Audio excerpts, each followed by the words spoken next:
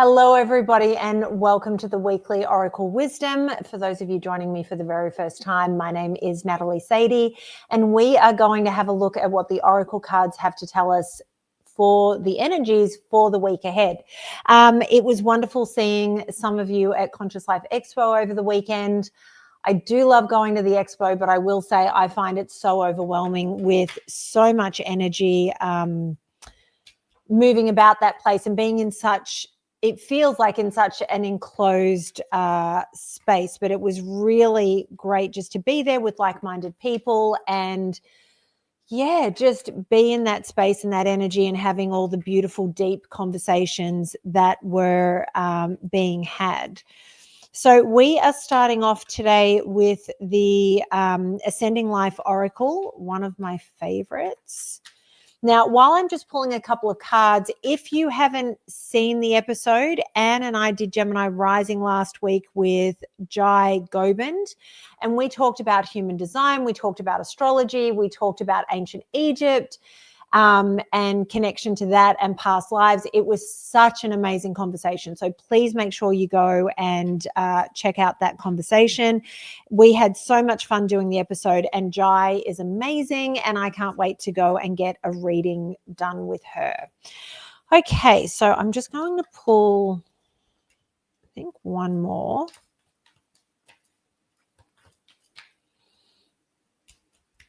Okay.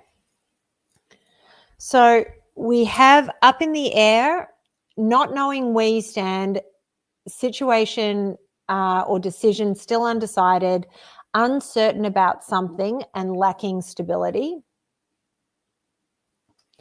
Then we have renewal, powerful inner transformation, leave old flames to embrace the new, release of energy and emotions, playing with fire.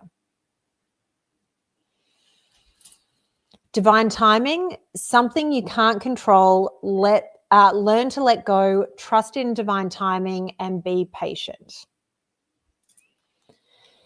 Then we have deep thinking, thinking twice on a decision, preoccupied with one's thoughts, self-reflection, being analytical and logical. And then we have serendipity, divine intervention, perfect timing, happy surprises, fortunate stroke of luck. Okay, so I think that there is probably a sense of everything being up in the air. We have been waiting on this conjunction between Saturn and Neptune, and it finally happened 3 days ago. And, you know, I think whenever there are these big build-ups to these huge conjunctions, we're waiting for this massive sort of explosion of energy or this massive change, you know, almost like a lightning strike. And what I've learned since paying attention to astrology, and this happened with the big conjunction, I can't remember which planets they were, but I do know it was on the 12th of January, 2020, and David, the Leo King, if you're not a High Vibe subscriber, you need to be, he was talking about that conjunction and how that would be transformative for the world. And I remember I was in Australia visiting my family, and I woke up on the day and I thought, oh, today's the day of that big conjunction. And he said it's going to change the world. And the conjunction happened, and then I waited and nothing changed, nothing altered. And I finished my trip and I headed back to the US. And then it was a few months later that everything shifted and the world changed. The world changed from what we were used to. We've never gone back to how it was before, and we never will. But when all the information about what was going on started to come out, it all stemmed back to around that period of time, around that time of the conjunction. So I think that this feeling of being up in the air, we've been waiting and we've been feeling like there's almost, normally we would say, like a pimple to pop or a volcano. For me, it feels like a boil. I don't know why that's the image I keep getting, but we've been waiting for that that expression of that boil to sort of come to the surface. And I think that it hasn't necessarily happened yet. And so there is this feeling of just being unsettled and not knowing where everything's happening. At the same time, we're in this place this week of renewal. It's new beginning. So I think this is the whole thing. I think we're waiting for something, but it's happening. It's just not that lightning strike energy that maybe some of us were expecting or hoping for. But we're in this place, and I always talk about wildfires, and that when they sweep through an area, it is devastating and horrible, but it's always been a way for the earth to renew itself, for seed pods to drop and open that weren't able to open without that heat being present to actually open them. If you've ever had an open fire and had a closed pine cone, when you put it on the hearth near the fire will make that pine cone open and in turn drop its seeds. So we are in this space this week with these new energies, with Saturn and Neptune conjunct at the very beginning of Aries, and we've got this whole new cycle beginning. And I think that whether we are consciously aware of it or not, we are in a space of renewal with different areas of our life. So I would suggest that if you have the ability to look at your natal chart in astrology, have a look where Aries falls. Which house is it in? For me, it's 10th house. So there's no question that for me, this is going to have a lot to do with career. So have a look at where that falls for you. The other thing is, I mean, with this card, it talks about old flames, leave old flames, embrace the new. So this is all about releasing of things that no longer serve us. Release the people that we're hanging on to that don't serve us, if that's in a relationship, romantically or friendship wise. Is there somebody else in your family that you need to move away from? It's a time to release the energy and emotions that maybe you've been hanging on to. Maybe there is something that you can do, some sort of meditation, or just something you can do. If it's burning old letters to release somebody, if it's deleting old photos, if it's writing in a journal, writing a letter to someone that maybe they'll never read, but so that it allows you to cut those ties and move forward. There is also the possibility of playing with fire. So just as you're making moves this week, just make sure you're clear on why you're making the decisions that you're making, why you're stepping into the things that you're stepping into. Then we have the divine timing card. This is always our reminder to trust the timing of the universe. And I always laugh because for me, I'm the world's most impatient person. There's just not even a question. Manifestor, who's an Aries sun, I want everything yesterday or a year ago or anything like that. But the reality is we cannot control the timing. And I think the best way for me to illustrate this is I am in a relationship with someone who's so chill and so calm, and I get worked up about things. I'm like, I need to do this, and I want this, and I want to do it now, and can we do it, and can we do it, can we do it? And he's just like, it's fine, it'll get done, we'll get there, it'll be here, it'll be there.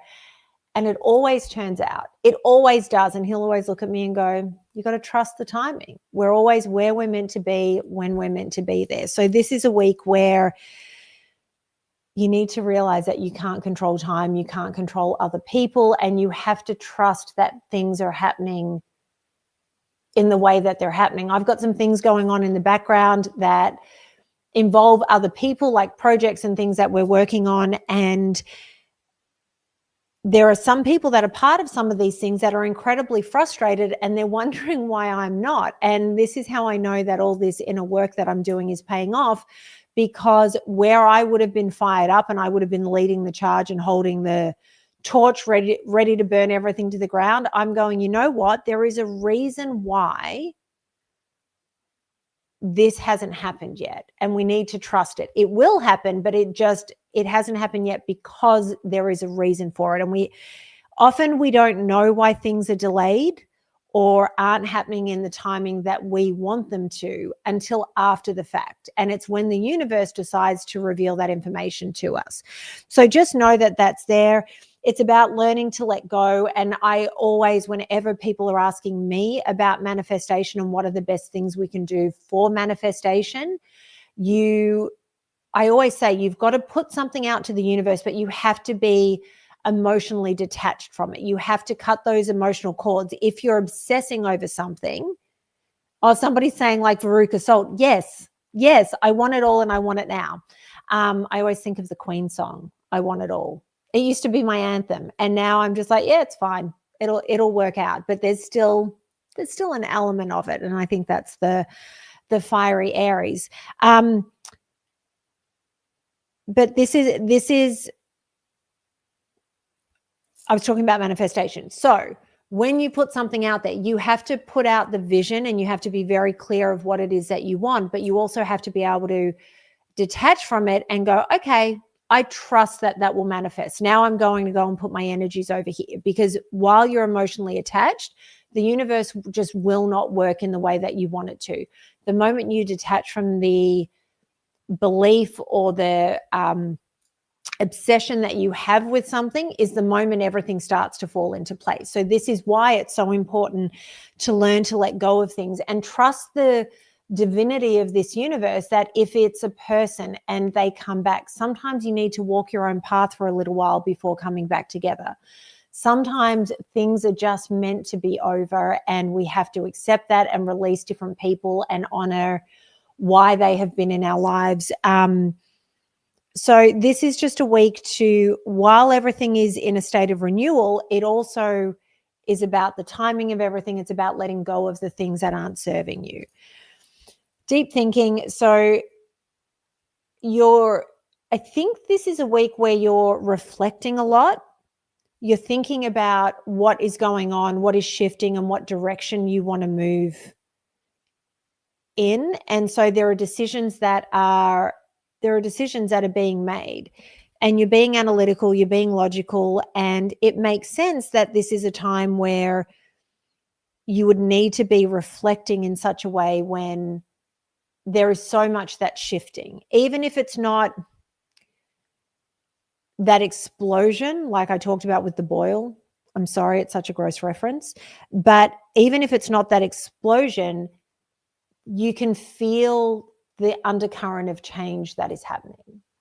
And so it's natural that you're going to sit and reflect and have to logically work through it. And there are some people on this planet that they work through feelings in terms of they just know when they have to go. Then there are people who are like me that have active or hyperactive minds. And so there's a constant thought process going on in our heads. And, you know, sometimes you have to work through these things. This is why talk therapy works for some people, because they need to talk things out to get to the resolution.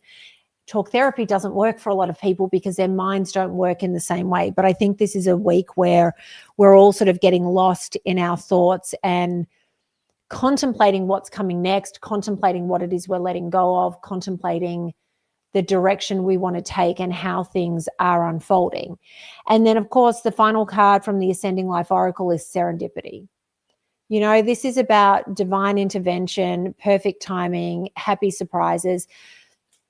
Every time I see the serendipity card, I think of the movie Serendipity. And to me, it's such a perfect example of what serendipity is, that when things are meant for you, the universe will present them. And this is what I was talking about, where it's learning to let go and the manifestation of things. You need to trust the divine timing, and these moments of serendipity will occur in your life. The universe will present them to you because you're moving in a way that aligns with your soul and your soul's purpose, because you're also trusting the universe and trusting what is being presented to you and how it's being presented to you.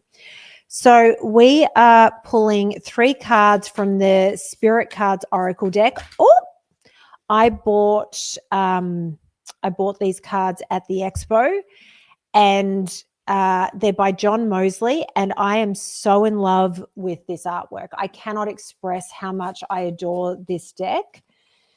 And at some point, I will have this man's artwork hanging in my house. Okay. I just need to show you just the back of these cards and the finish. I have not stopped playing with these cards since I bought them the other day. So we have Bear Spirit, Boundaries, Introspection, and Home. So this lines up with what the cards that we've already pulled are talking about in terms of being introspective and deep thinking. We're going into ourselves, and the first word that came to mind when I pulled the Bear Spirit card is hibernation. And I think the better way to talk about it is hermiting. And if you are having a week of, learning to let go, releasing things, and having these new things sprout, if you are needing time to hermit, make sure you take that time, because this is where renewal happens, right? It's through rest. It's through giving ourselves what it is we need. And then you've got boundaries. And there are people that will say, well, no, I need you here, and I need this, and I need that, and all of this stuff needs to be going on. This is about you holding the boundaries that you need in place so that you are able to get what you need and get yourself to a place that works for you to be able to move forward. Then we have Spirit Priestess, Sovereignty, Emissary, and Femininity. This is, look at this artwork. This is about connecting to your divine feminine. This is about understanding that you are a sovereign being and you have control over the direction that you are moving in. And being connected to that and being connected to source and knowing and trusting that connection that you have as you move through this world. And you need to honor, whether you are male or female, the divine feminine part of yourself. It's so important that is there, and that you tap into it so that you are moving forward in balance with the yin and yang within you in place. And I think last week we talked about the divine feminine as well. So clearly there is a focus at this moment in time, as there are these massive shifts that are taking place, that we need to honor the divine feminine as a whole. So we need to honor the women in our lives and the place that they hold, the nurturing spirit of the woman and the softness that is there. And don't mistake softness for weakness. Softness is actually a strength, and we have to honor that within ourselves so that we are in balance in order to move forward. And then we have Lion Spirit, confidence, decisiveness, and leadership. So you can take all the time that you need and you can hermit or hibernate or whatever it is you need to do to work through how you're moving through the world, what direction you're moving in, because you're going to be coming out of this period of time as the lion.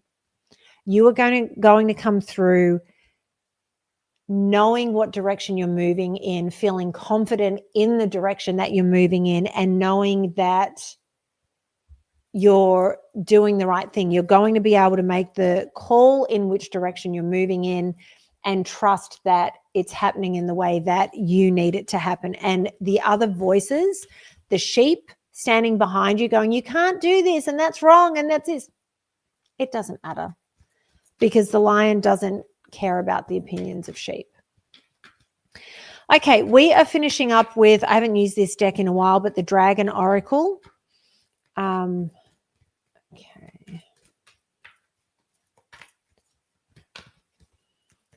There was a lot of talk of dragons over the weekend, and I loved it. And I was gifted a purple dragon pin, and I felt like the dragons needed to come out and play. So we have the orange dragon, bring soul families and communities together, spread belonging, warmth, and oneness, bring people everywhere together. So while you are on this journey of renewal and figuring out what direction you are moving in and contemplating all of that, there is going to be space for you to find like-minded people. And it may be in part that you're connecting some of these people together. And I always love introducing like-minded people to each other because I think it's so important to build our community and make it stronger. So if that is presented to you and it's something that you can do to bring people together, be that leader to do that, because it's going to strengthen your community and your support network for the journey ahead. I think it's a great week. I always love when there's new things that are coming to the fore for all of us. And I think it's so exciting when there are new sprouts of things and we're just at the beginning, because it means there's a whole journey ahead of us that we get to go and experience, and we get to do it all together. So I hope this reading resonated with some of you, if not all of you. As I always say, take what resonates, leave what doesn't. Thank you to everyone, both on High Vibe and YouTube, that joined me for the live. I appreciate your support. Make sure you like, comment, share, subscribe if you haven't already, and I will see you all next week. And of course, I have to always thank Anne for helping me make it possible to stream in in all of the different places. I couldn't do this without her. She's one of my favorite humans in the whole world. So have a wonderful week, everyone, and thank you, Anne.